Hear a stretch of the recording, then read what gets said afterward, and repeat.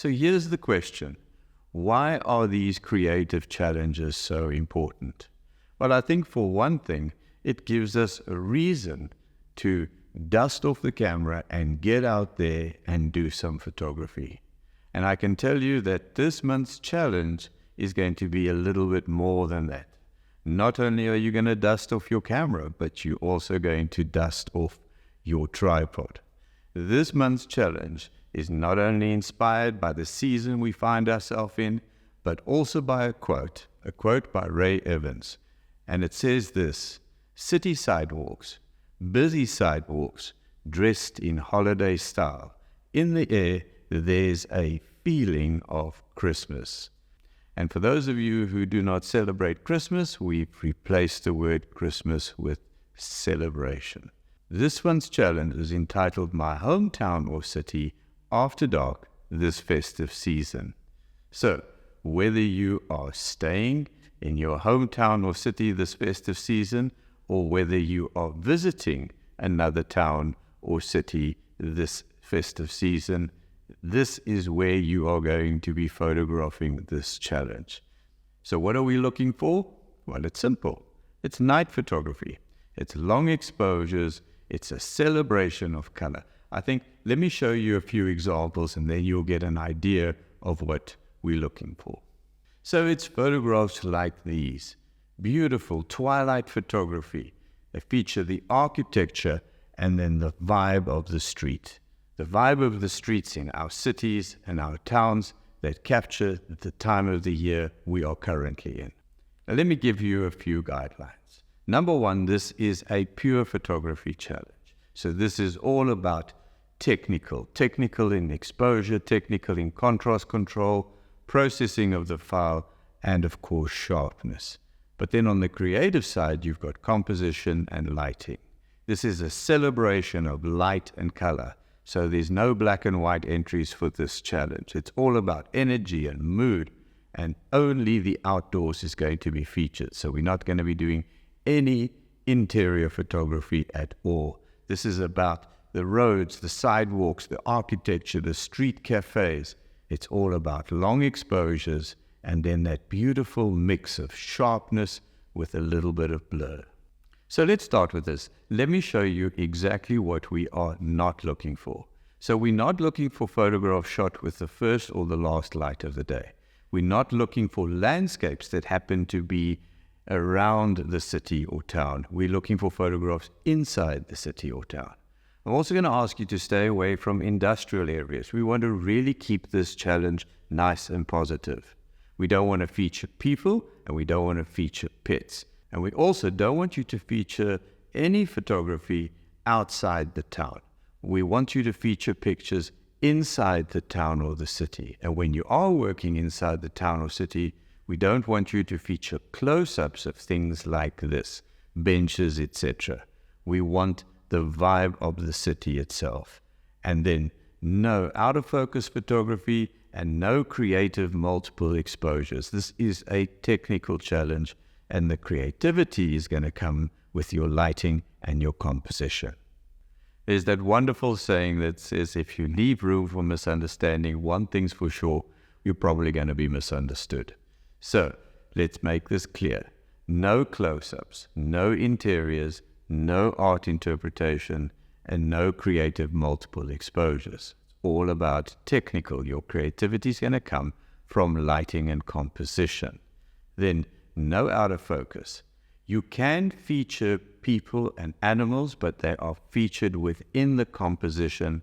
They are not the main feature of the actual challenge. No landscapes. This is a cityscape, or can we call it a townscape for that matter.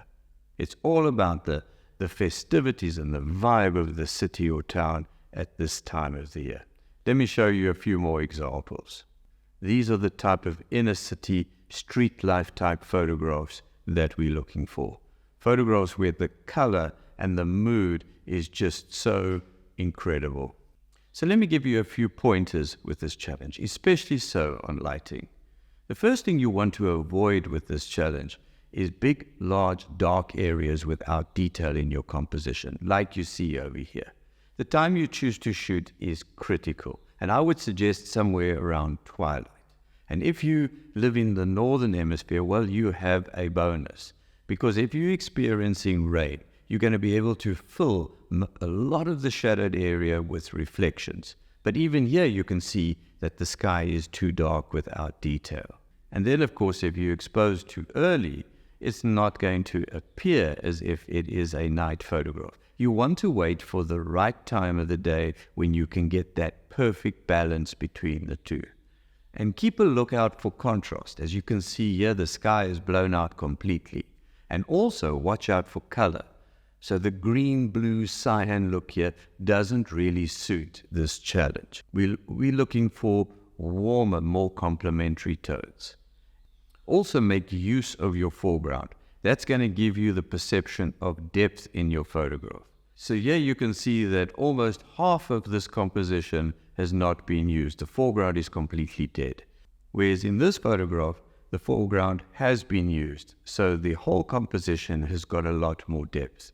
And then the last thing I want you to do is to try and find the highest vantage point that you can and then photograph the entire town and city from a distance. We're not proving the existence of a town or city. We are capturing the mood and the vibe in the town or city. And then be careful when you're photographing directly into a light source.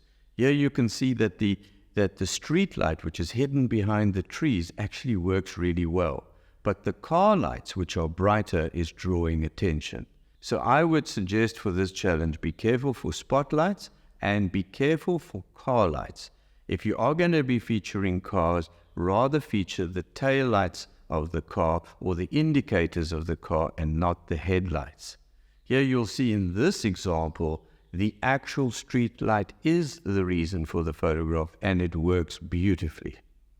Coming back to the sky, as I've said, you really don't want dark skies without detail or color. But on the other hand, you also don't want too much sky. In this case, you'll see that at least half the composition is sky. Rather come in a bit closer, rather fill your frame with detail, and you're going to get far better compositions. And then I know I'm going to get this question, what about fireworks, Martin? Are we allowed to photograph the festivities of the new year? And the answer is absolutely. The only proviso is that you don't just photograph the fireworks in the sky like this, but include a reference. Include a reference to your city or town where the fireworks are taking place. Have a look at this photograph over here. Technically, it is really good. And it's got all the charm that we are looking for. And way in the distance, you'll see there's a few people walking. I think when you're photographing in a city or in a town pictures like this with trying to capture the mood and the festivities, you have to think of including people. And if you do, rather feature the people a little bit bigger.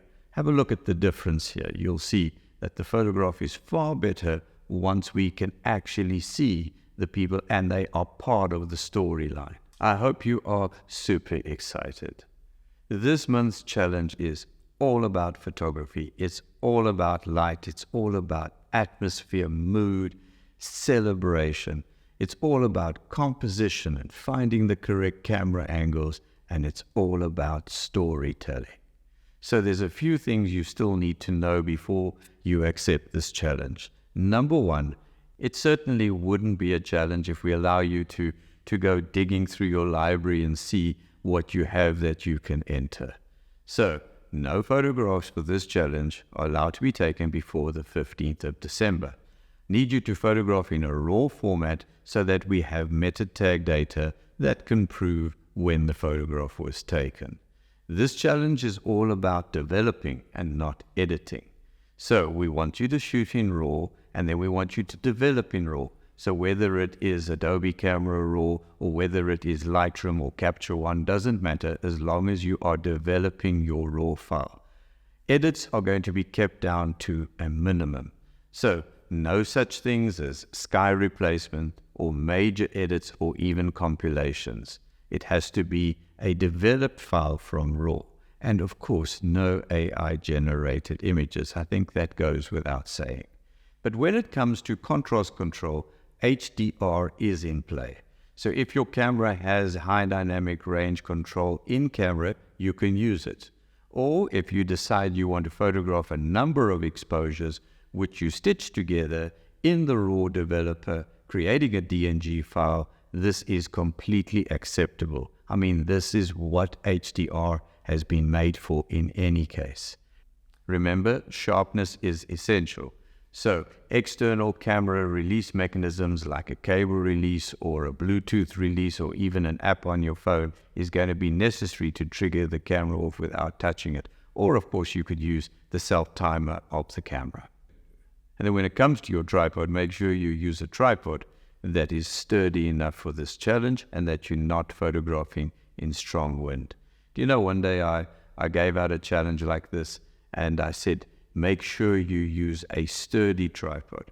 Well, one of the guys came back really upset, saying that he's walked the city flat and he has not been able to find a sturdy tripod at any of the photographic shops.